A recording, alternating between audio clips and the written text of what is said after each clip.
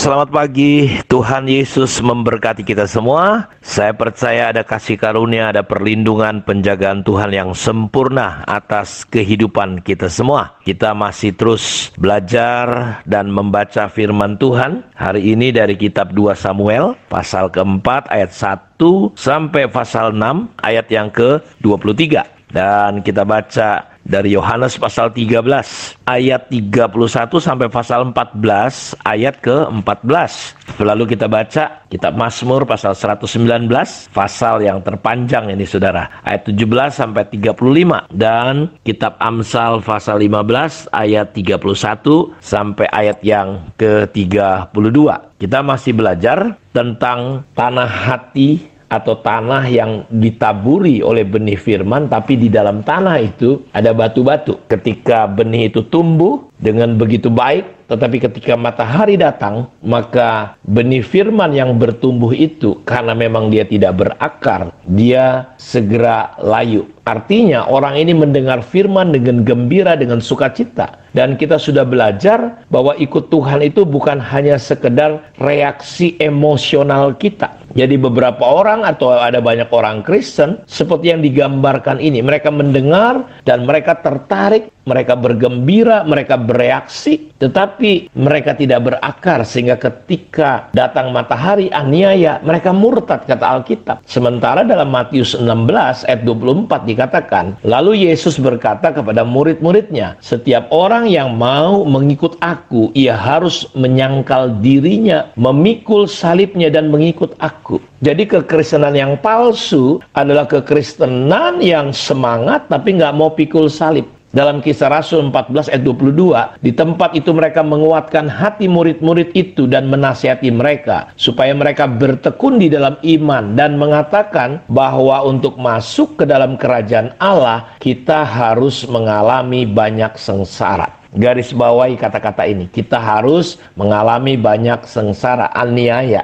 Nah, berbeda hari ini kan berita-berita yang disampaikan ikut Tuhan diberkati. Berkat itu ya ada berkat lahiriah, ada berkat sukacita, tapi ada berkat juga kalau kita bisa menderita karena nama Tuhan, itu kita bahagia. Dan ayat ini berkata orang yang mau masuk dalam kerajaan Allah harus mengalami banyak sengsara. Makanya ketika di Kisah 1 ayat 8, di situ dikatakan bahwa kamu akan menerima kuasa kalau Roh Kudus turun ke atas kamu, dan mereka hanya kumpul-kumpul saja. Makanya di Kisah 8 ayat 1 datang aniaya.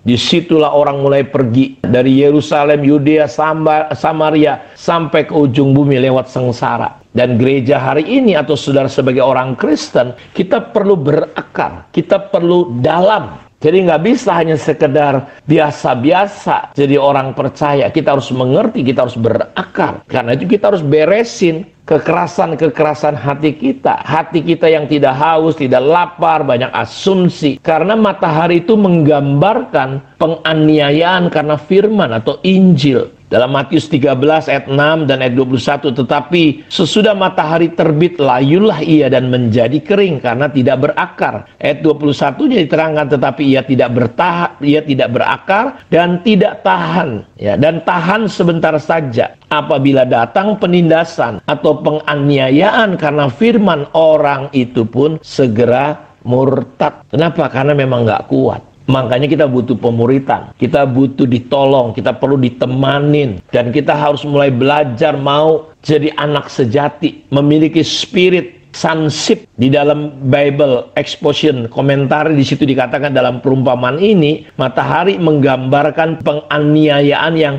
datang karena firman. Penganiayaan itu menolong orang-orang percaya untuk bertumbuh. Sinar matahari itu harusnya dia menjadi vitamin untuk pohon, untuk benih-benih. Tetapi sinar matahari bisa membunuh tanaman yang tidak memiliki akar. Jadi jelas beberapa orang atau sebagian orang tidak bisa bertahan di dalam imannya. Mereka lemah.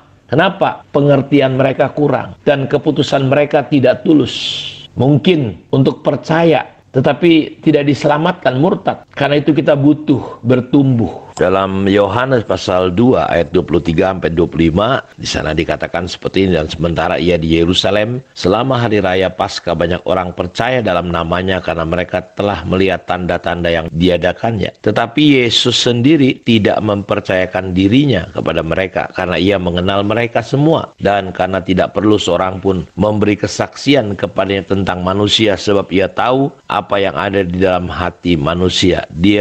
Tuhan Yesus tidak mempercayakan dirinya kepada mereka karena dia tahu gimana kondisi mereka. Karena itu benih yang ditaburkan di tanah yang baik harus mempunyai matahari untuk bertumbuh sebagaimana seharusnya, karena matahari adalah bagian dari benih itu untuk bisa bertumbuh. Tetapi kita melihat bahwa matahari telah menjadi problem. Jadi banyak orang, sesuatu yang normal sebenarnya, sesuatu yang wajar itu menjadi tidak normal. Kenapa? Karena ternyata tanahnya dangkal, batu karangnya keras, ada kekerasan yang tersembunyi dalam hati manusia. Akhirnya terjerat benih itu. Jadi ini yang sering terjadi. Karena itu saya berdoa dan berharap Bapak Ibu, kita terus bagaimana kita bisa berakar. Dengan cara bagaimana? Dengan cara kita mulai belajar untuk menghidupi firman Tuhan dalam hidup kita. Membenahi, menyingkirkan